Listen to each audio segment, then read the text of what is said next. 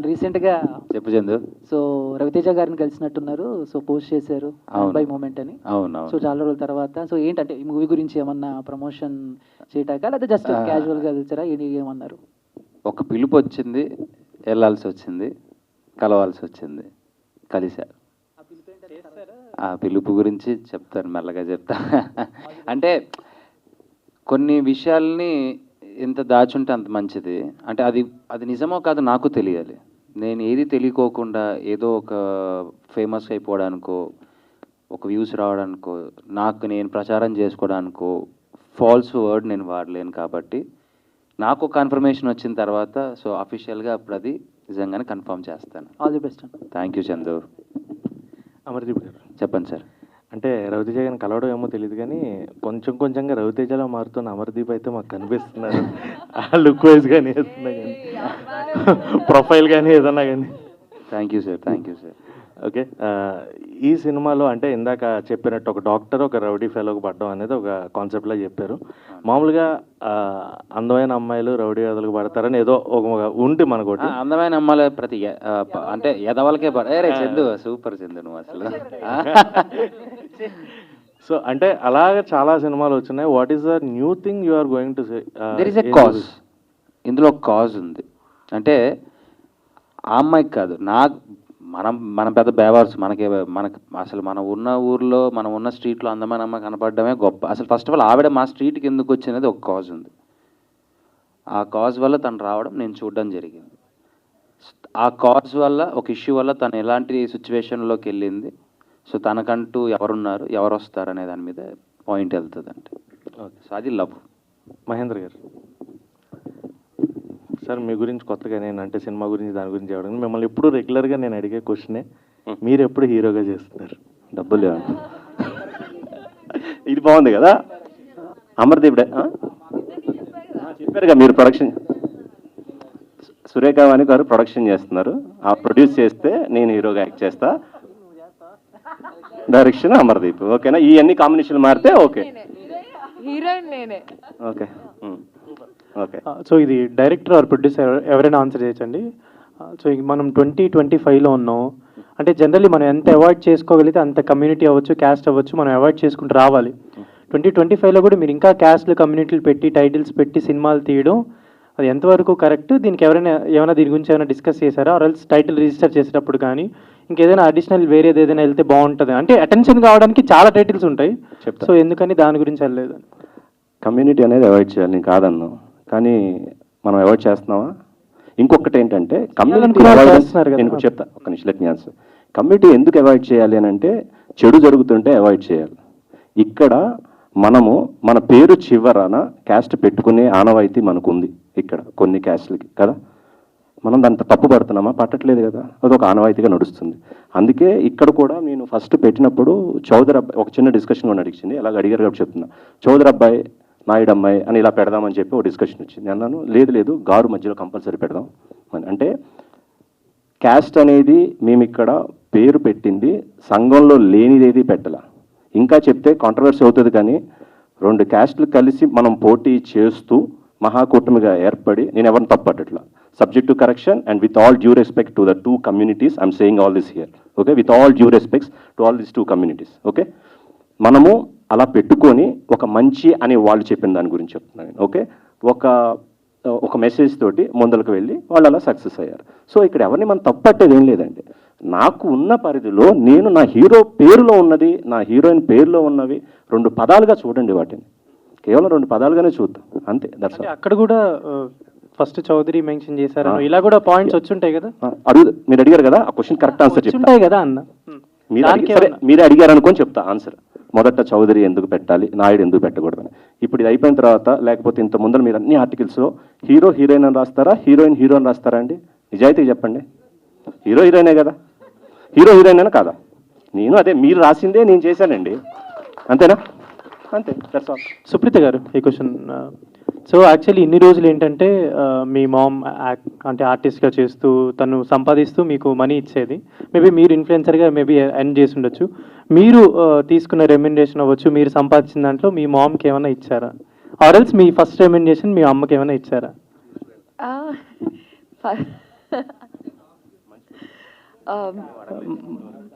అంటే ఇన్ని రోజులు కాదు, నేను ఫస్ట్ నా రెమ్యునరేషన్ ఏం చేశాను, ఫస్ట్ ఎవరికి గూగుల్ పే ఫస్ట్ నాకు వచ్చిన వెంటనే ఎవరికి పంపాను, ఆవిడకే పంపాను. లేదండి, నేను జెన్యూన్గా ఈ మధ్య కొంచెం రెస్పాన్సిబుల్గా ఉంటున్నాను.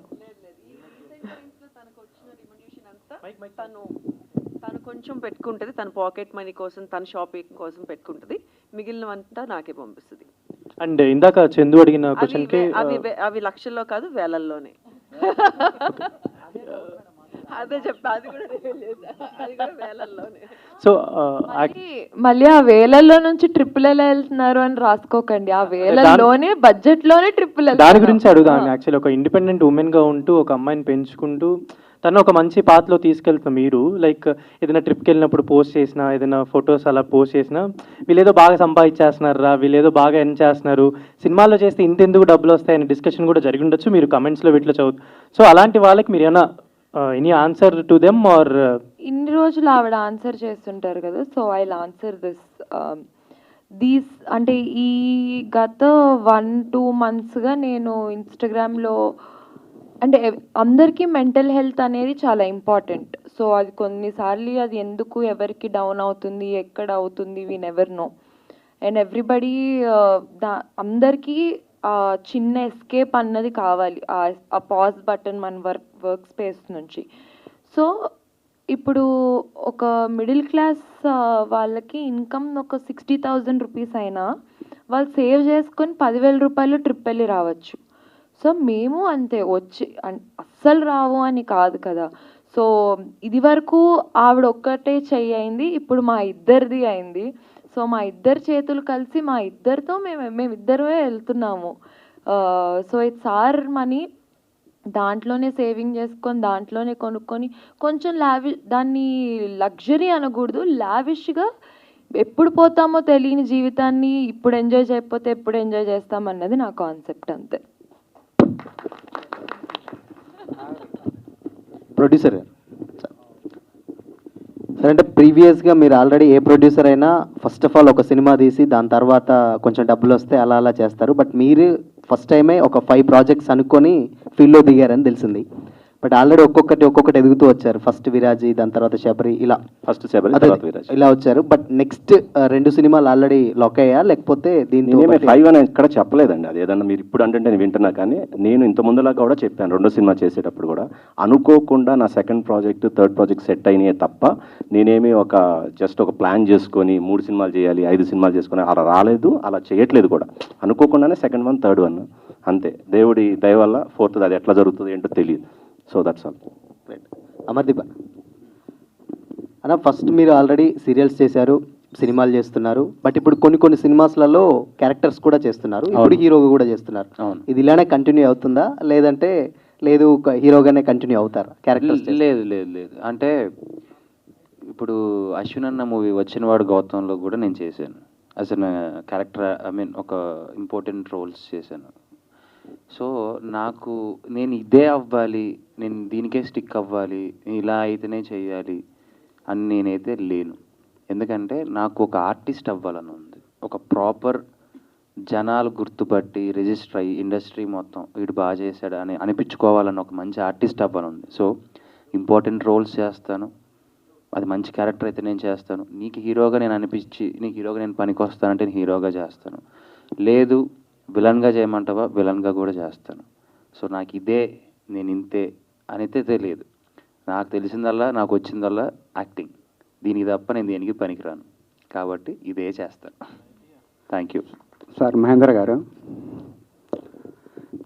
మీరు గతంలో 2 సినిమాలు చేసి కొత్త దర్శకులకు అవకాశం ఇచ్చారు, కానీ అవి ఆర్థికంగా దెబ్బపడ్డాయి. మళ్ళీ అదే ఏ ధైర్యంతో చేసి మళ్ళీ కొత్త దర్శకుడికి అవకాశం ఇచ్చారు? మళ్ళీ కాదండి, అప్పుడే జరిగిందండి ఇది కూడా. కాదండి, అన్నీ ఒకేసారి జరిగినాయి తప్ప నేనేమి ఒకదాని తర్వాత ఒకళ్ళకి మళ్ళీ అలాగే కొత్త దర్శకులకు అవకాశం ఇవ్వాలి అని చెప్పి నేనేదో కంకణం కట్టుకొని అలా ఏం చేయలేదండి.